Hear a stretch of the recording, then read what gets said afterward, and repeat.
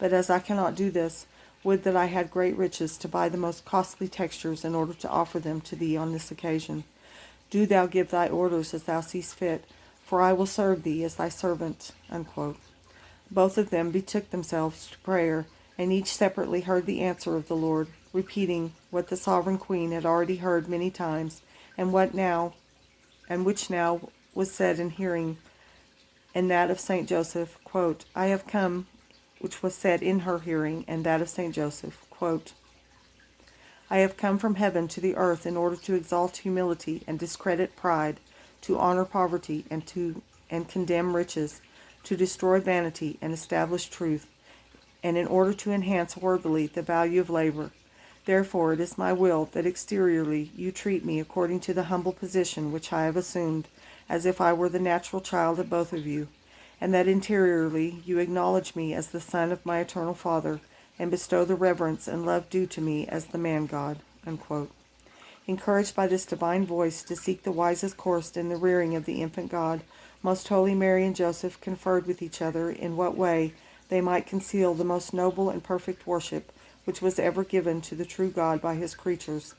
Beneath the treatment which in the eyes of the world was due to a natural child of them both, for this was to be the opinion of the world, and such a conduct the Lord himself had enjoined upon them. Having therefore come to an agreement, they lived up to this command of the Lord in such perfection that they were the admiration of all heaven, and further on I will say more of this. They both concluded that according to the limited means allowed them by their poverty, they were to expend whatever they could afford in the service of the infant God without going into excess or failing in anything, for the sacrament of the King was to be concealed in humble poverty, though at the same time they wished to exercise their burning love as far as was possible. Saint Joseph, in exchange for the sum of his work, accepted 2 pieces of woolen cloth, such as his heavenly spouse had described, the one white, the other mulberry-colored, mixed with gray, both of them to the best quality he could find. Of these the heavenly queen made the first little dress of her most holy son, while she prepared the swaddling clothes and shirts from the piece of linen which she herself had spun and woven. Being woven by such hands, it was a most delicate piece of cloth. She had commenced work upon it from the day of her entrance into the house at Nazareth, for she had intended it for the temple as a present, although it could now serve for another much higher purpose. Nevertheless, she offered whatever remained of it after she had completed the furnishings of the infant God as a gift to the temple of Jerusalem, according to her original intention. All the articles and coverings necessary for her divine infant the great lady prepared with her own hands, and while she sewed and trimmed them, she shed tears of ineffable devotion, remaining continuously on her knees. Saint Joseph gathered such flowers and herbs as he could find, from which, together with other aromatic materials, the zealous mother extracted fragrant essences. With these she sprinkled the sacred vestments of the victim of sacrifice which she awaited. Then she folded and laid them away in a chest, in which she afterwards took them along with her, as I shall relate farther on. Oh, that's precious. All these doings of the Princess of Heaven are to be thought of and estimated not as being without life, nude and bare as I here represent them, but of incomparable grace and loveliness. Oh, very much so. Full of sanctity and exalted merit, of a greater perfection than human intellect can comprehend, because she performed all these works as the mother of wisdom and as the queen of all virtues. In preparing for the appearance of the most holy humanity of her Son in this world, she celebrated the dedication of the living temple of God. The sovereign queen understood better than all the rest of creation the ineffable greatness of the mystery of the incarnation of a God and of his coming into the world. Not in a spirit of doubt, but inflamed by love and veneration, she repeated many times the words of Solomon when he built the temple. Quote, "How is it possible that God should dwell with men on earth, if all the heavens and the earth and the heaven of heavens cannot comprehend thee? How can this human body contain thee, which is formed in my womb?" Unquote. But if the temple of Solomon, which served only as a place in which God should hear the prayers within it, was built and dedicated with such lavish expenditure of gold, silver, treasures, and sacrifices, What should not the mother of the true Solomon do for the building up and the dedication of the living temple? Colossians 2:9. Where was to dwell the plenitude of the true divinity, the eternal and incomprehensible God. All these innumerable sacrifices and treasures of the figurative temple, most holy Mary duplicated, not in gold, silver, or rich texture, since God sought no such riches in the living temple, but in heroic virtues and in canticles of praise, by which she fructified and extolled the graces and gifts of the Most High. She offered up the sacrifice of her burning love, and ransacked all the holy writings for hymns, canticles, and psalms to praise and magnify this mystery, adding thereto the expression of her own exalted sentiments. In a mystical and yet altogether real manner, she fulfilled the ancient figures and types by her virtues and by her interior and exterior acts. She called upon and invited all the creatures to praise their God, to give honor and glory to their Creator, and place the hope of their sanctification in His coming into the world. In many of these exercises, the most fortunate and blessed Joseph, her spouse, took part. No human tongue can describe, and no created understanding can reach the sublime height of merit which the Princess of Heaven attained, and the degree of pleasure and complacency which they afforded the Most High. If the least degree of grace which any creature merits by any act of virtue is more valuable than all the created universe, what treasures of grace did she not gain, whose acts exceeded in value not only all the sacrifices, offerings, and holocausts of the old law, and all the merits of the human race, but far excelled those of the highest seraphim? The loving extremes of the heavenly lady in hoping to look upon her Son and true God, to receive him in her arms, nourish him at her breast, tend him with her own hands, converse with him, and serve him, and adore him, made man from her own flesh, reached such a pass that in ardors of love she would have breathed forth her spirit, and have been consumed if she had not been preserved from dissolution, assisted and strengthened by the miraculous intervention of that same God. Yes, many times would she have lost her life if it had not been preserved by her most holy Son, for many times she saw him in her virginal womb, and with divine clearness she saw his humanity united to his divinity, observed the interior acts of that most holy soul, the conditions and postures of his body, the prayers offered up by him for her, for Saint Joseph, for all the human race, and especially for the predestined. All these and other mysteries were open to her, and in perceiving them she was altogether inflamed with the desire of imitating and exalting him, since she bore within her the devouring fires which illumine yet do not consume. Exodus 3:2. Amidst this conflagration of divine love, she spoke sometimes to her most holy Son, quote, "My sweetest love, Creator of the universe, when shall my eyes enjoy the light of thy divine countenance? When shall my arms be consecrated as the altar of the victim which is awaited by the eternal Father? When shall I kiss the earth trodden by thy divine feet? And when shall I, as thy mother, gain the coveted kiss of my beloved?" Canticle 1:1. So that I may inhale thy own spirit from the flow of thy breath. When shalt thou, the inaccessible light, the true God of true God, light of the light, John 1:9, manifest thyself to us mortals after so many ages of concealment from our view? When shall the children of Adam, laden with the guilt of their sins, know their Redeemer? Baruch 3:38. See their salvation, welcome in their midst their teacher, their brother, and their true Father. O light of my soul, my strength, my beloved, for whom dying I live, Son of my womb, how can I fulfill the office of a mother, since I know not how to fulfill the duties, nor merit the name even a slave? How shall I be able to treat thee worthily, who am a vile and insignificant poor worm? How can I serve and administer to thee, since thou art sanctity itself and infinite goodness, and I only dust and ashes? How can I dare to speak before thee, or stand in thy presence? Do thou, Master of my being, who hast chosen me, the little one among the other daughters of Adam, govern my conduct, direct my desires, and inflame my affections, in order that I may please thee with all my powers. And what shall I do, my only delight, since thou art to issue from my womb into the world, in order to suffer affronts and death for the human race, if at the same time I shall not be allowed to die with thee and accompany thee in thy sacrifice? Since thou art my life and my being, let the same cause and motive that brings about thy death bring about mine also, for they are united as if they were one and the same. Less then thy death will suffice to save the world, yes, thousands of worlds. Let me die instead of thee, and let me suffer thy ignominies, while thou, by thy love and light, sanctify the world, and enlighten the darkness of mortals.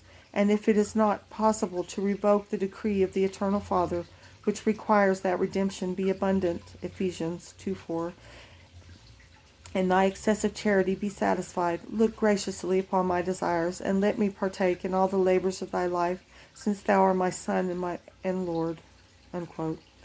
The variety of these and other sweetest sentiments of love uttered by the Queen made her most beautiful in the eyes, Esther 2:9, of the Prince of the Eternities, who was enshrined in the virginal chamber of her womb. All the interior movements were conformable to the actions of the most sacred and deified humanity, for as a worthy mother of such a son, she closely observed them as models for her imitation. Sometimes the infant God would place himself on his knees in order to pray to the Father, or assume the position of one crucified, as if in order to exercise himself therein beforehand. From that retirement, as even now from the highest throne in heaven, he looked upon and comprehended, by the science of his most holy soul, all that he knows even at this day, and no creatures of the present, past, or future, with all their thoughts and actions, was hidden from his view. To all things he attended as the Lord and Redeemer. Since these mysteries were manifest also to his heavenly mother, and since she was also endowed with all the graces and gifts necessary for acting in concert with him, she brought forth with great fruits of sanctity that no human words can ever describe them. But if we were not perverted in our judgments, and if we were not hardened as stone, we would find it impossible, at the sight and experience of these vast and admirable works, to remain untouched by loving sorrow and thankful acknowledgment. Instruction which Mary, the Most Holy Queen, gave me. The lesson of this chapter, my daughter, should be that thou bear in mind with what reverence thou must handle all the things consecrated and devoted to the divine service, and at the same time estimate how reprehensible is the irreverence with which the ministers of the Lord offend in their disregard for the sacred objects. They should not forget or slight the indignation of His Majesty against them for the gross discourtesy and ingratitude which they ordinarily show by handling the sacred ornaments and objects of worship without attention and respect. And much greater is the anger of the Lord against those who possess the incomes and stipends of his most sacred blood, if they waste and squander them in vile vanities and indecent profanities. They seek for their sustenance and convenience what is most costly and valuable, while for the honor and worship of the Lord they are satisfied with what is most cheap, common, and ordinary. When this happens, especially in regard to the linens which touch the body and blood of my most holy Son, such as corporals and purificators, I wish thee to understand that the holy angels that assist at the most exalted and sublime sacrifice are, as it were, struck with horror, and cover their eyes at the sight, full of astonishment, that the Most High bears with them and suffers such boldness and presumption. Although not all offend in this, yet there are many, and few distinguish themselves in outward respect and care at the divine cult, or treat the sacred objects with due reverence. They are the smaller number, and even they do not all have the pure intention, nor observing this due respect out of reverence, but out of vanity and for other human ends.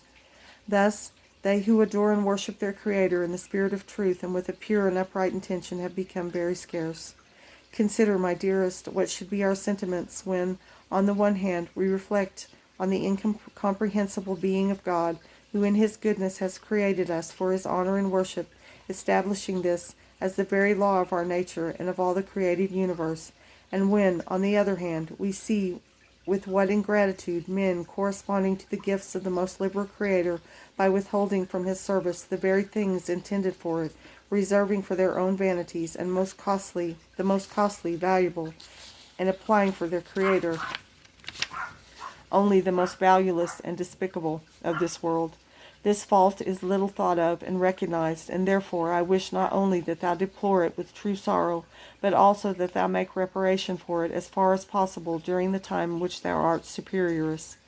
Give to the Lord of the best, and instruct thy religious that they attend with a sincere and devout heart to the keeping in order in the cleaning of the sacred articles, and this not only for their own convent, but also by seeking to furnish other poor churches with the corporals and vestments of which they stand in need. Let them be convinced that the Lord will repay their holy zeal for his worship, and that he will relieve their poverty and the necessities of their convent like a father, and that thereby it will never become poorer. This is the most appropriate occupation and legitimate business of the spouses of Christ, and in this they ought to consume their time, which may remain after fulfilling the obligations of the choir and other duties of obedience. If all the religious would busy themselves purposely in these honorable, praiseworthy, and agreeable occupations, they would never suffer any want, and they would maintain an angelic existence in this life. Because they do not attend to this service of the Lord, many of them, forsaken by the hand of the God, turn toward the dangerous levities and distractions which on account of their vileness I do not wish thee to describe or consider, except to deplore them from thy heart, and to avert such displeasure and offense against God. But because I have a special reason to look with favor upon the inmates of thy convent, I wish that, in my name and by my authority, thou admonish and lovingly urge them always to live retired and dead in the world, with unbroken forgetfulness of all that passes within it, and among themselves their conversation be of heaven, and that above all they preserve intact the mutual peace and love to which I have exhorted thee so often. Philippians 3:20. If they obey me in this, I offer them my protection, and I will constitute myself their mother, their help and defense in the same way as I am thine, and I will also promise them my continual and efficacious intercession with my most holy Son, if they do not displease me.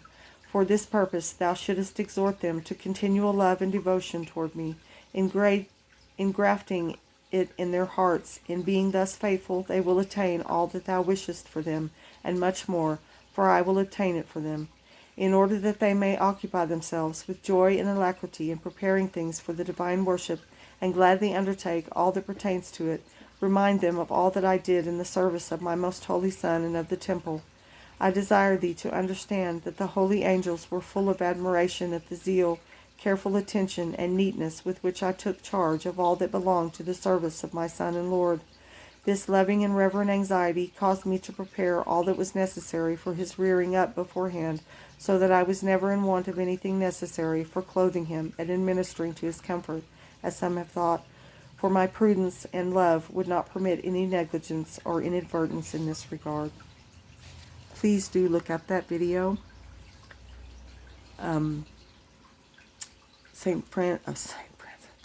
Pope Francis has is now persecuting the traditional Latin Mass.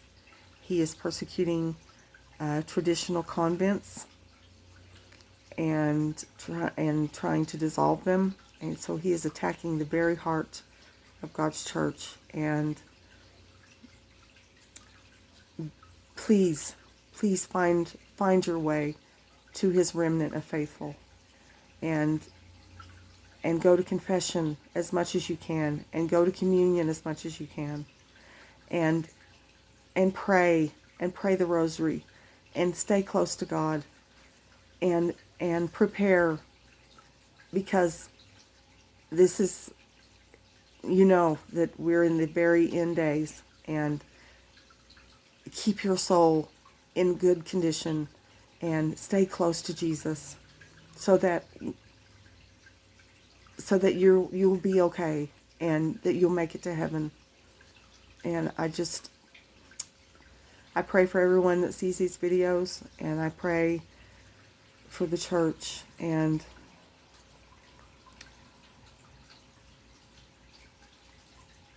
I exhort everyone, please love God, love your neighbors to the best of your ability, and take care of your souls. And and do your research about what's happening in the church and what has happened to the church and where you need to go to have valid sacraments.